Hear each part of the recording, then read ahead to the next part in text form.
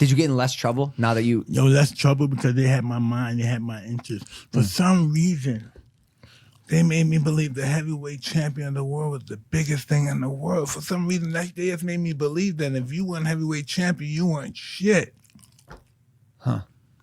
Because I would see videos of you running on the street, and when I'm out there running and training, like, man, it can get lonely. It can get tough and demotivating sometimes. You're out there just running for hours on end, training. You have no social life. You have your friends are out partying, and you have to go to bed early. And it's cool and also fascinating that you were able to shift that troubled energy into this superior, incredible athlete at such a young age.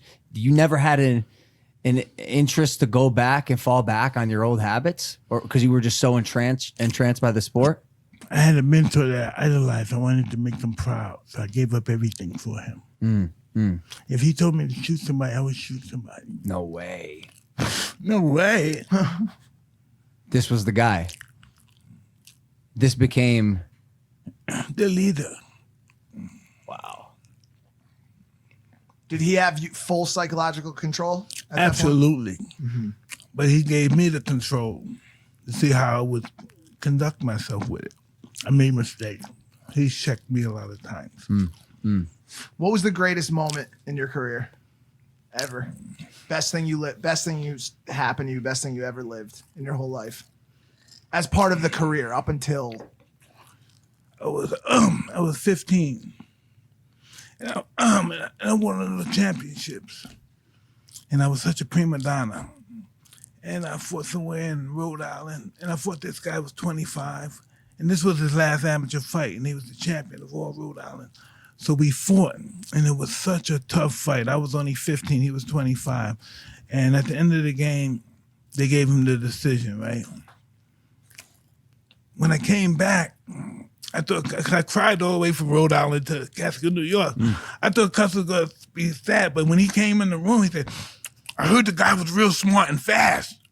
You know what I mean? And that's the only thing he said. He said, I heard the guy was real smart and fast and experienced, and I heard you fought him real hard and smart. And I had a black eye and I went to school.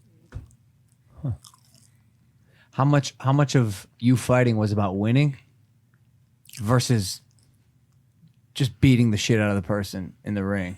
It was about beating myself. To be able to accomplish the goals that I want.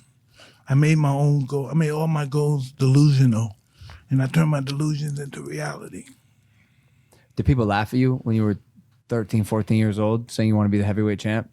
I wish not my face. Fair point. Fair point.